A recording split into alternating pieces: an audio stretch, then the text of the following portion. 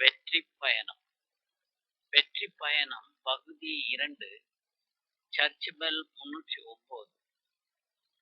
உங்கள் துக்கம் சந்தோஷமாக மாறும். அன்பு சகோதரர்களே, இயேசு நம்மை மீட்கவும், நம் பாவங்களை போக்கவும், நம் பிணிகளை நீக்கவும், நம் துக்கங்களை சுமக்கவும், நம் சாபங்களை தீர்க்கவும், சிலுவைப்பாடின் மரணத்திற்கு தம்மையே அர்ப்பணித்த இறைவனாக இருக்கிறார். நம் நல்வாழ்விற்காக அவர் துக்கப்பட்டார். சிலுவைப்பாடுகளின் கொடூரத்தை உணர்ந்து துக்கமும் வேதனையும் அடைந்தார்.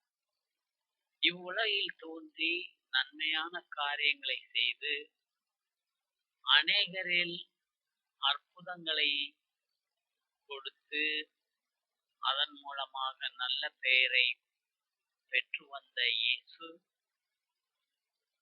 நம் நல்வாழ்விற்காக துன்பங்களை தாங்கிக் கொண்டார். அநேக அற்புதங்கள் செய்து இயேசு இறை வார்த்தைகளையும் போதித்தவராவார். அவரின் உள்ளத்தின் துக்கம் நம்மை குறித்துதான் இருந்தது. இவ்வுலகில் அவர் தமது கடைசி நேரத்தில் தமக்கு நடக்க இருக்கும் அனைத்து காரியங்களையும் தன் உள்ளத்தில் அறிந்து மனம் கசிந்தவராய் இருந்தார், வேதனை உற்றவராய் இருந்தார். எனினும் அவரது பயணம் மிக பெரும் வெற்றி பயணமாகவே அமைந்திருந்தது. இதை குறித்து பழைய ஏற்பாட்டில் எரேமியா என்ற இறைவாக்கினர் கிமு 7ஆம் நூற்றாண்டிலே எழுதியிருந்தார். அதிகாரம் 31, 10ஆம் இறைவசனம். மக்களினத்தாரே, ஆண்டவரின் வாக்கை கேளுங்கள். இஸ்ரேலை சிதறடித்தவரே அதை கூட்டி சேர்ப்பார். ஆயர் தம் மந்தையை காப்பது போல் அதை காப்பார் என்று சொல்லுங்கள். ஏனெனில் யாக்கோப்பை ஆண்டவர் மீட்டார், அவனினும் வலியவன் கையினின்று அவனை விடுவித்தார். அவர்கள் வந்து சீயோனின் உச்சியில் பாடி மகிழ்வார்கள். தானியம், திராட்சரசம், எண்ணெய், ஆட்டுக்குட்டிகள், கன்றுக்காலிகள் ஆகிய ஆண்டவரின் கொடைகளை முன்னிட்டு பூரிப்படைவார்கள். அவர்களது வாழ்க்கை நீர்வளம் மிக்க தோட்டம் போல் இருக்கும். அவர்கள் இனிமேல் ஏங்கி தவிக்க மாட்டார்கள். அப்பொழுது கன்னிப் பெண்கள் நடனமாடி களித்திருப்பர். அவ்வாறே இளைஞரும் முதியோரும் மகிழ்ந்திருப்பர். அவர்களுடைய அழுகையை நான் மகிழ்ச்சியாக மாற்றுவேன். அவர்களுக்கு ஆறுதல் அளிப்பேன். துன்பத்திற்கு பதிலாக இன்பத்தை அருள்வேன் என்று எழுதியிருந்தார். புதிய ஏற்பாட்டில் மார்க் 13:11 உங்களை கையளிக்க கொண்டு போகும் போது என்ன சொல்வது என்று முன்னதாகவே கவலைப்பட வேண்டாம். அவ்வேளையில் உங்களுக்கு அருளப்படுவதையே சொல்லுங்கள். ஏனெனில் பேசுவது நீங்கள் அல்ல, பரிசுத்த ஆவியே பேசுவார். இதனை நற்செய்தியில் பார்த்தோமானால் யோவான் அதிகாரத்தில் பல இடங்களில் வெற்றியை பற்றி அவர் முன்னறிவிக்கிறார். யோவான் அதிகாரம் 1:5 வரை பார்த்தோமானால் 1 முதல் 5 இறைவசனம் வாசித்து பார்த்தோமானால், தொடக்கத்தில் வாக்கு இருந்தது, அவ்வாக்கு கடவுளோடு இருந்தது, அவ்வாக்கு கடவுளாயும் இருந்தது. வாக்கு என்னும் அவரே தொடக்கத்தில் கடவுளோடு இருந்தார். அனைத்தும் அவரால் உண்டாயின. உண்டானது எதுவும் அவரால் அன்றி உண்டாகவில்லை. அவரிடம் வாழ்வு இருந்தது, அவ்வாழ்வு மனிதருக்கு ஒளியாய் இருந்தது. அந்த ஒளி இருளில் ஒளிர்ந்தது, இருள் அதன் மேல் வெற்றி கொள்ளவில்லை. இருள் அதன் மேல் வெற்றி கொள்ளவில்லை.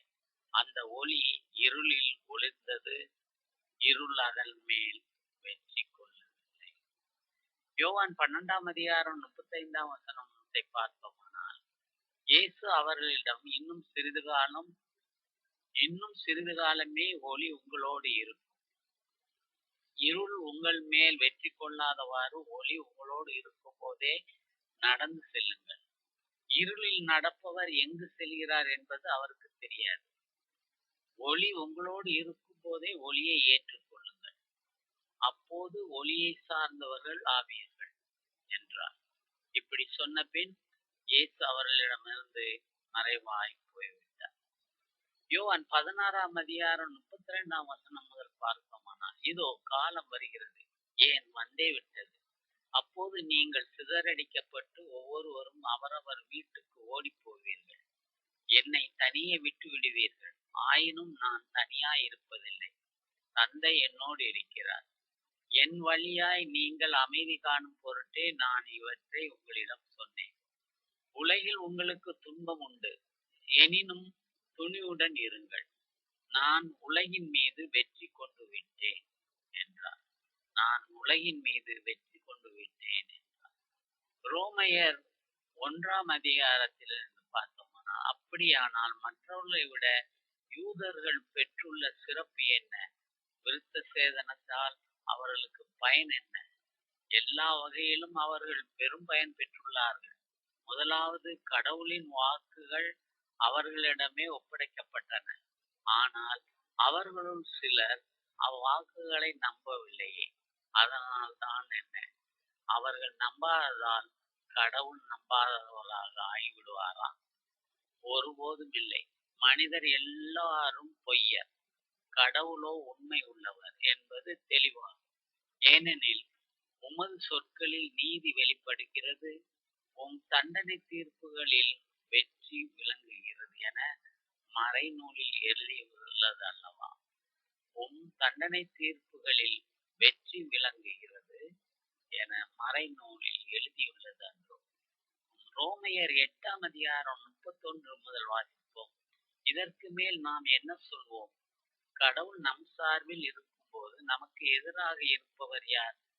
தம் சொந்த மகன் என்று பாராது அவரை நம் அனைவருக்காக ஒப்புவித்த கடவுள் தம் மகனோடு அனைத்தையும் அருளாதிருப்பாரோ? கடவுள் தேர்ந்து கொண்டவர்களுக்கு எதிராக யார் குற்றம் சாட்ட இயலும்? அவர்கள் குற்றமற்றவர்கள் என காட்டுபவர் கடவுளே. அவர்களுக்கு யார் தண்டனை தீர்ப்பு அளிக்க இயலும்? இறந்து ஏன் உயிருடன் எழுப்பப்பட்டு கடவுளின் வலப்பக்கத்தில் இருக்கும் கிறிஸ்து இயேசு நமக்காக பரிந்து பேசுகிறாரல்லோ. கிறிஸ்துவின் அன்பிலிருந்து நம்மை பிரிக்கக்கூடியது எது? வேதனையோ, நெருக்கடியோ, இன்னலோ, பட்டினியோ, ஆடையின்மையோ, இடரா, சாவா?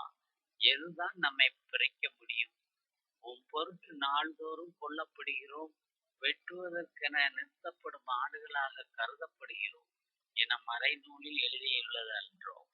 ஆயினும் நம்மேல் அன்பு கூர்ந்தவரின் செயலால் மேற்கூறியவை அனைத்திலும் நாம் வெற்றி மேல் வெற்றி அடைகிறோம்.